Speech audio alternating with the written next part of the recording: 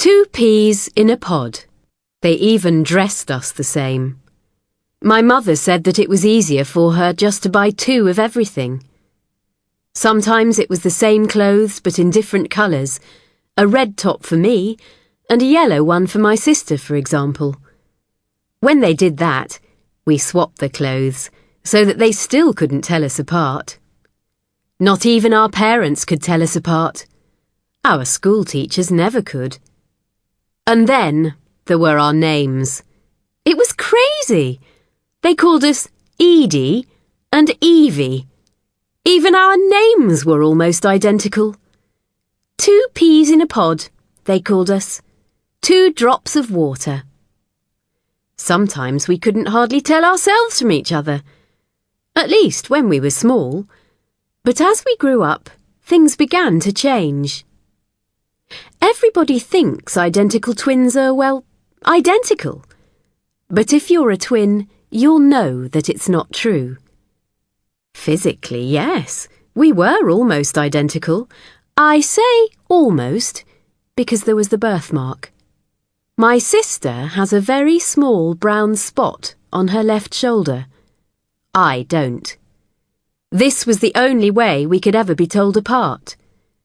But other than that, twins, even identical ones, are different inside.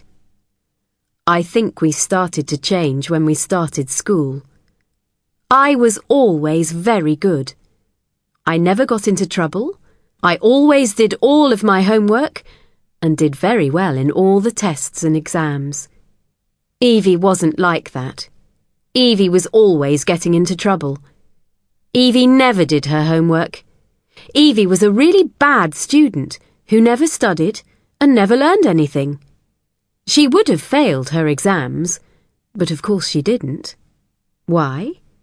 Well, it's simple, isn't it? If you have an identical twin, how do you know which is which? Evie, of course, started by copying my homework.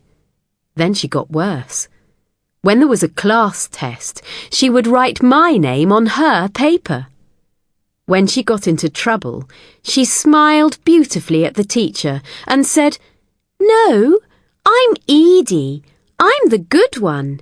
It was my twin sister Evie who was naughty." They never took us seriously. We were only small children after all. There was no harm in being a bit naughty. Everyone used to laugh. And because they never really knew who was who, neither of us was ever punished for being naughty. And they never failed either of us in our exams, because they couldn't be sure which one to fail and which one to pass. But as we got older, it got worse. Evie started to steal things. At first, it was only things from other children. Sweets or pens or pencils or rubbers, the kind of things that sometimes happen in school. But when we were 15, some money was taken from a teacher's bag. It was quite a lot of money, and the situation was serious. Then they found the money in Evie's pocket.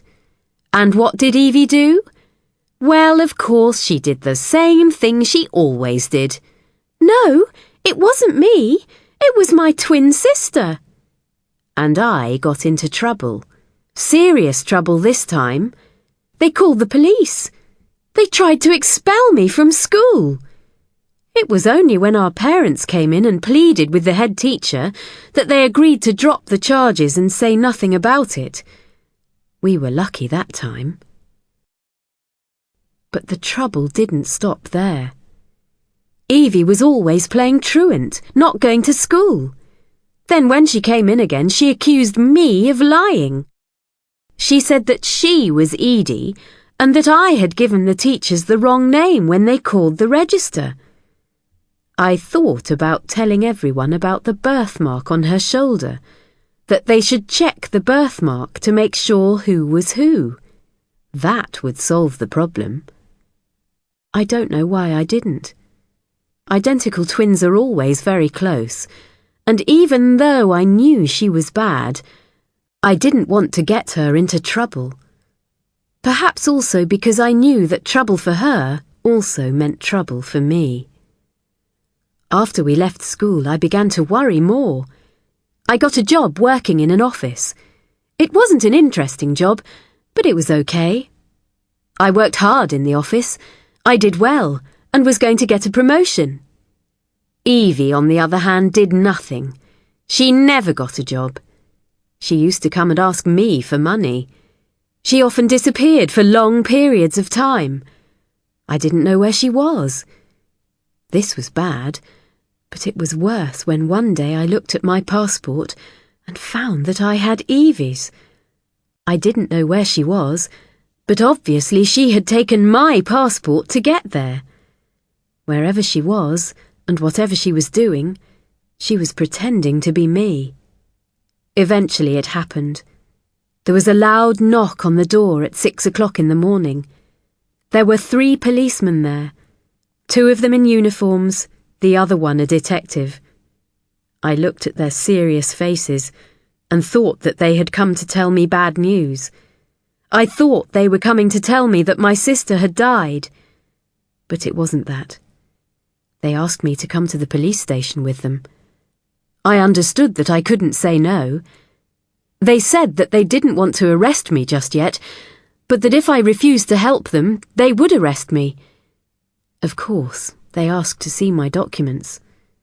I had to show them Evie's passport and tried to explain that I wasn't really Evie, but that my sister had taken my passport. When I got to the police station, Evie was there too. They had already arrested her. Well, I say her, but of course they had arrested me. As far as the police were concerned, they had arrested Edie. That's what it said on her passport, and that's who she said she was. There was a long list of charges against her: fraud and smuggling drugs. She told the police that she was really Edie and that I had changed the passports. Edie, me, who had a perfect alibi. Edie hadn't been to any other countries. She went to work every day. It was Evie who the problem was, she said.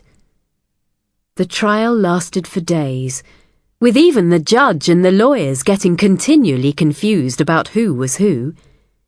Eventually, they convicted her. 10 years. I still go to my job every day. I'm still free. I never go to visit my sister in prison. I'm afraid that she might show someone that she doesn't have a birthmark on her left shoulder. Then someone might look, and they will find that I do. Please like and subscribe to the channel if you want to see the sequel.